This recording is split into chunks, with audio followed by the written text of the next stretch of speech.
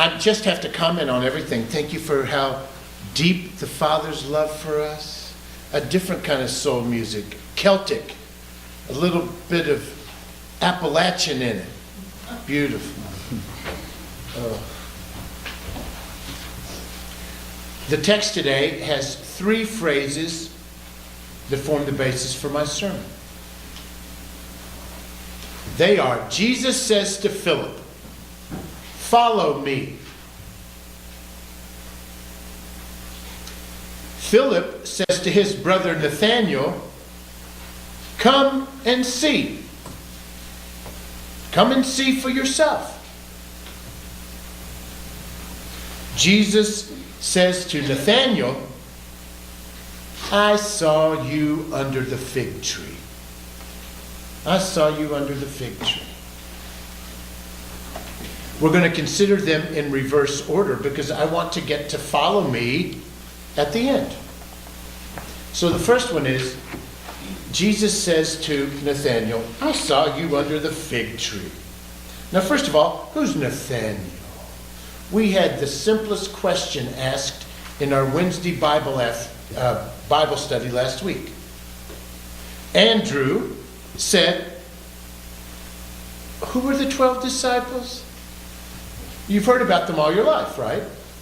It is interesting. Can you name them? I couldn't. I couldn't name the 12 disciples. And then this week, I made sure I could figure out who they were. And it turns out in this text, we have a reference to one named Nathanael. That makes sense. It sounds like it should be the name of one of Jesus' disciples, but Nathanael is not mentioned in Matthew, Mark, or Luke. In Matthew, Mark, or Luke, Philip has a brother, and his name is Bartholomew. In John, which is what we're reading today, this brother of Philip is called Nathanael. So there's a lot of different ways you can sort this out. And if you want to be really clever, you can say his full name was Nathanael Bar. You see, because Bar is the ancient word for son. That his real name was Nathanael Bar Ptolemy. Okay? So anyway, just let that be for now. So who is this character Nathanael, or Bartholomew? He is remembered as the patron saint of Armenia, as the apostle who brought Christianity to Armenia. So I wouldn't be surprised if we drove over to Watertown this afternoon to find something with the name Bartholomew on it. So Jesus to Bartholomew, "I saw you under the fig tree." Now, that is an idiom. "I saw you under the fig tree" is equivalent, and I'm just making this up on the spot, so I hope it works, to a music teacher saying to Bethany, "Man, I saw you back when you were practicing John Thompson's first piano book. I saw you when you were doing scales to do, re, mi."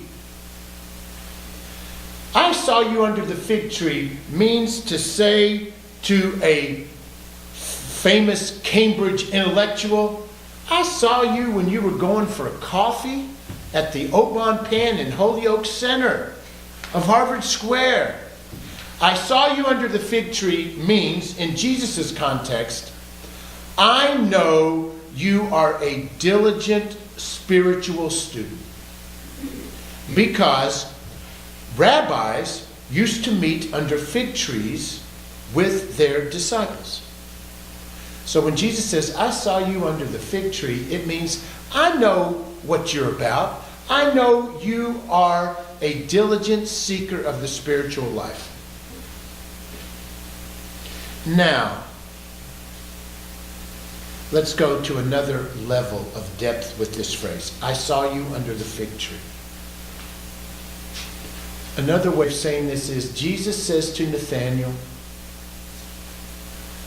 I saw you way back when. I knew you before. I knew you before the hype. I knew you before the hoopla. I knew you before you put on a uniform. I knew you before you ever had your name in the Boston Globe, Tommy.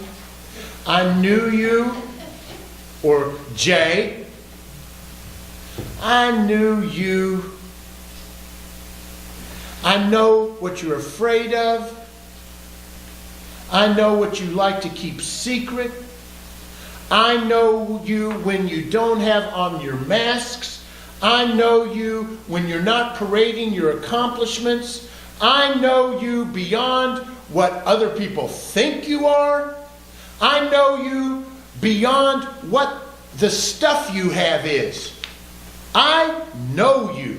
I saw you under the fig tree, man. Don't come to me with any false self.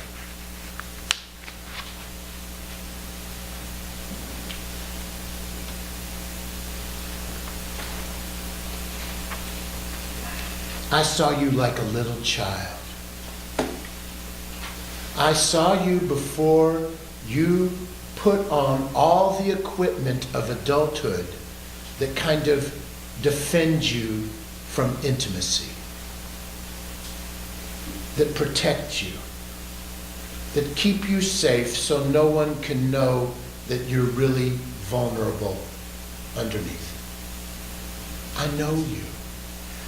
God comes to us first by saying, I knit you in your mother's.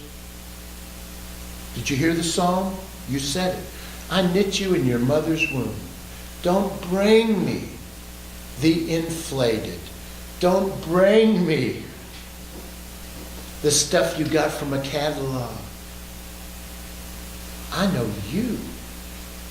Your true self. That's the first thing God says to us. I know you. Now this goes without saying, but Nathanael understood this. I know you and you're safe with me. This week I'm teaching a class at the seminary and there is a wounded person in it and I just do anything to bring her healing. And I don't know her entire story, but I can just tell that she is someone who got the message in her childhood that she wasn't safe. And that she was subject to this kind of abuse, the kind of abuse about someone reminding you about the time you got car sick. Someone reminding you about the time you were first scared. Someone who knows you, who knows all the stuff about you and would use it against you. And the voice of Jesus comes to us and says, I know you. And you're safe with me. I know your true self. You're safe with me. Now, Tommy, my son is here. I want to say one thing to you, Tommy. Then you can go back to doing your homework or texting your friends or whatever. You know, what goes up, what must come down. Tommy's a not half bad high school basketball player. And sometimes he really does get his name in the paper. That's terrific. Just remember about Bill Cosby, okay? Because that is not your true self. One day they can have your name as the hero. The next day they could have your name up there too as the scapegoat. Your true self is something that can't get in the paper. It's not something that other people think about you. Your true self is what God knows about you. Okay? Now you can go back.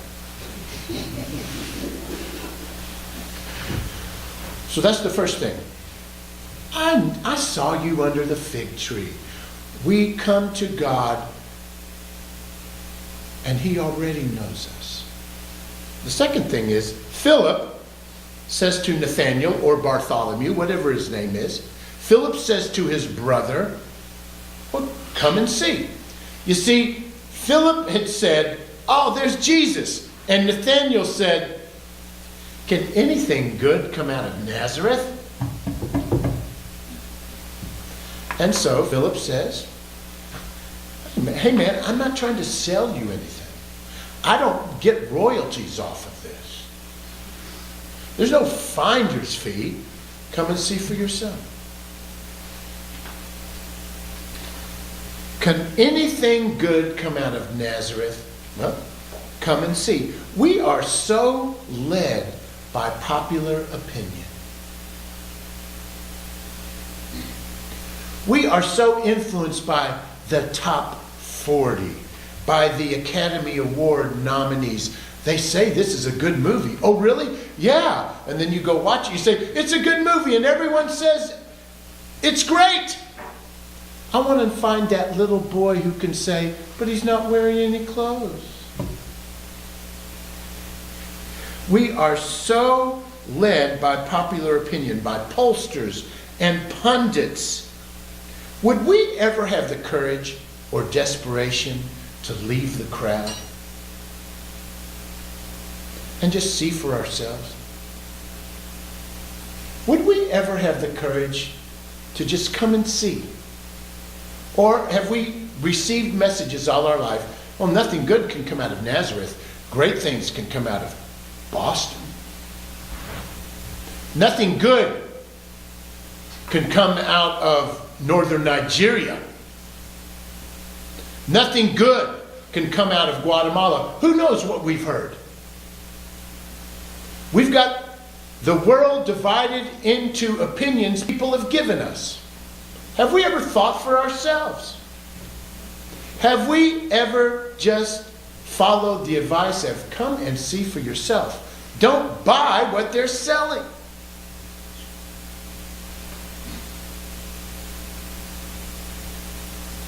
Your true self and the living Christ, your true self and the living Christ are not located in any place the Michelin guidebook has listed. Your true self and the living Christ are not located in any restaurant recommended by the Boston Globe.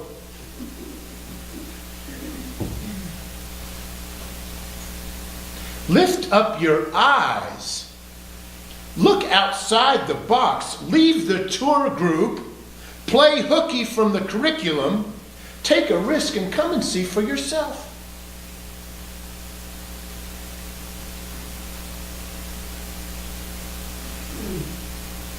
And then the last thing I want to get to here in this text is Jesus says to Philip, it's the beginning of the story, follow me. Follow me. That sounds like the kind of thing you'd hear in a church, right? Follow me. But there is a depth in that statement.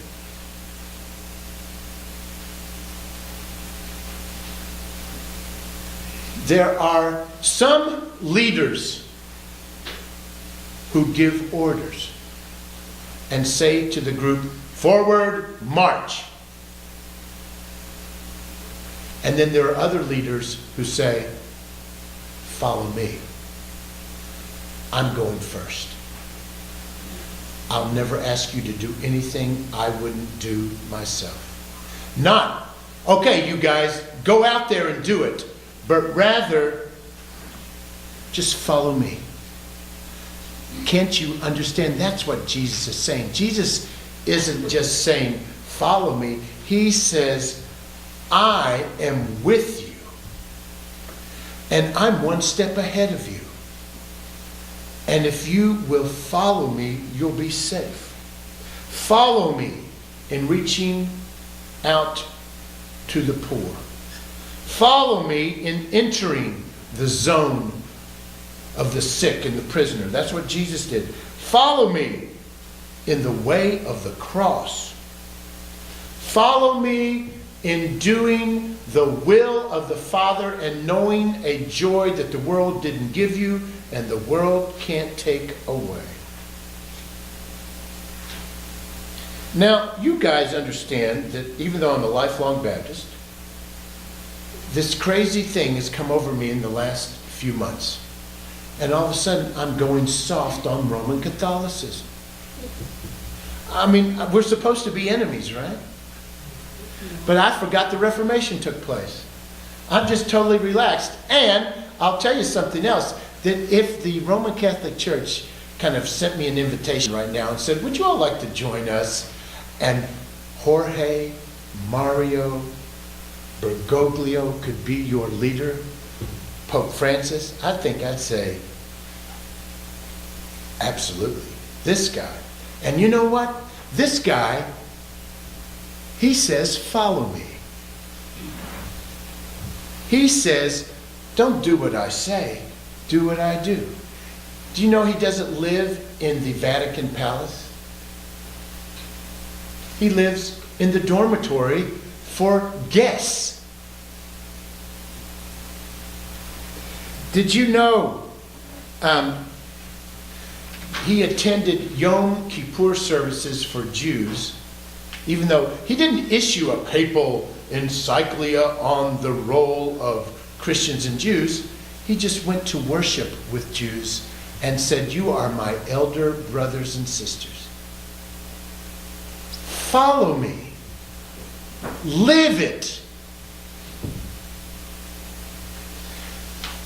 In Argentina, where he's from, there's great tensions between Roman Catholics and evangelical Christians. Many of us think of ourselves as evangelical Christians. Pope Francis went to the evangelical church service and got down on his knees and said, will you all please pray for me? He didn't say, pray with me. He said, I humble myself before you, knowing the authenticity of your walk and your faith, and I need what you've got. Pray for me. That's not half bad, is it?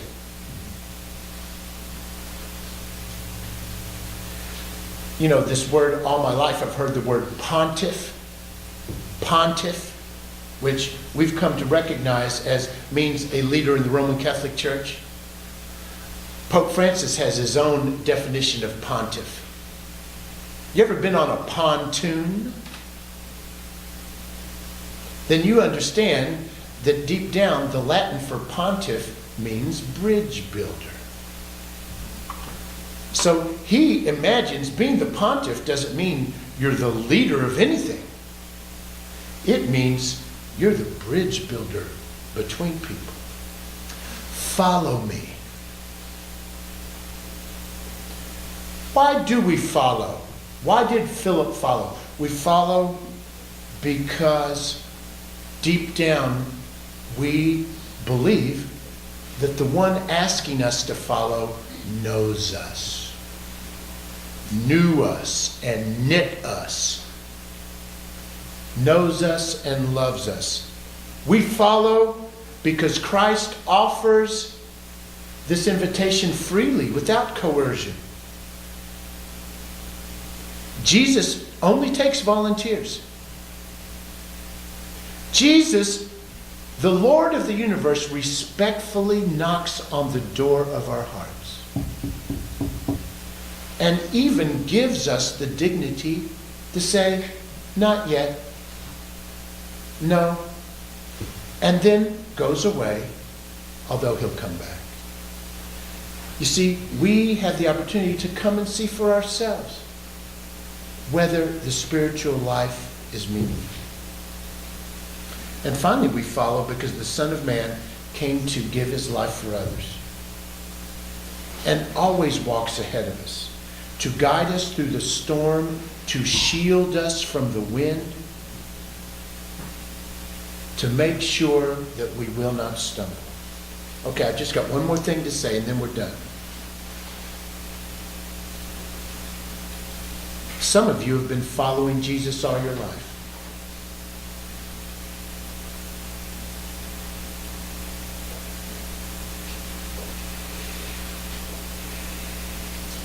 And you know what? We're all fragile. There is no guarantee for any of us that we'll see tomorrow. Isn't that crazy to say? But it's really true. I mean, even you there, beautiful Avery. Do you understand there are no guarantees? Still, some of you have seen your husbands, your wives, your children, your parents. You've seen so many people cross that river where the passage is one way that you can't help but feel, my crossing is soon.